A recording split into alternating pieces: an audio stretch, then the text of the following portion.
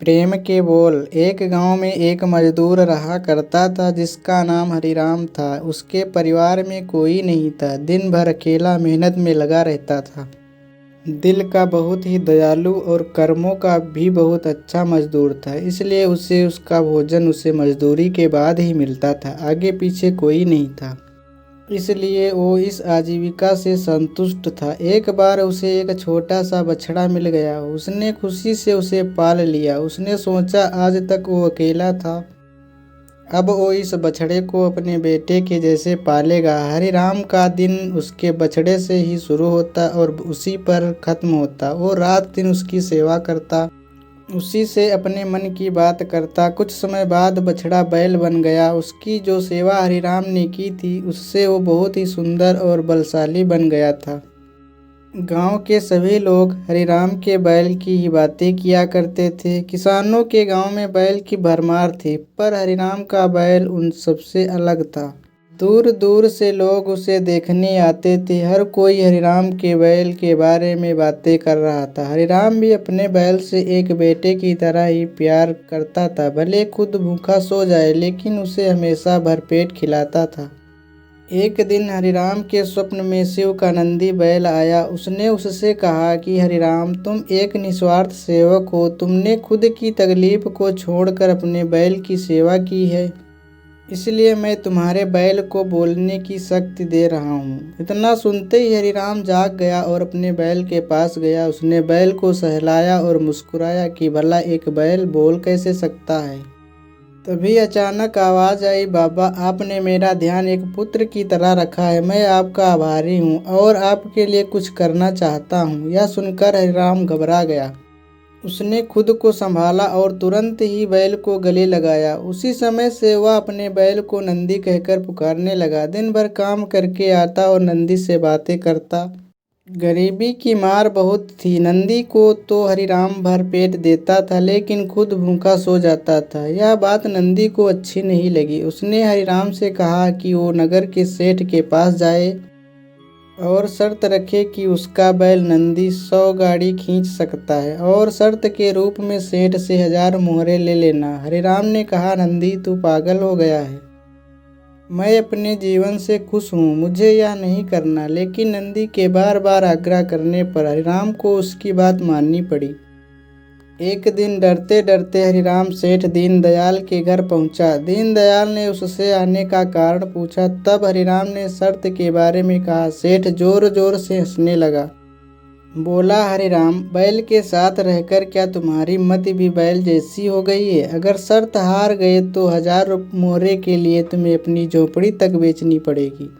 यह सुनकर हरिराम और अधिक डर गया, लेकिन मुंह से निकली बात पर मुकर भी नहीं सकता था। शर्त का दिन तय किया गया और सेठ दीनदयाल ने पूरे गांव में डोल पिटवा कर इस प्रतियोगिता के बारे में गांव वालों को खबर दी और सभी को यह अद्भुत नज़ारा देखने बुलाया। सभी खबर सुनने के बाद हरिराम का मजाक उड़ाने लगे और कहने लगे कि यह शर्त तो हरिराम ही हारेगा।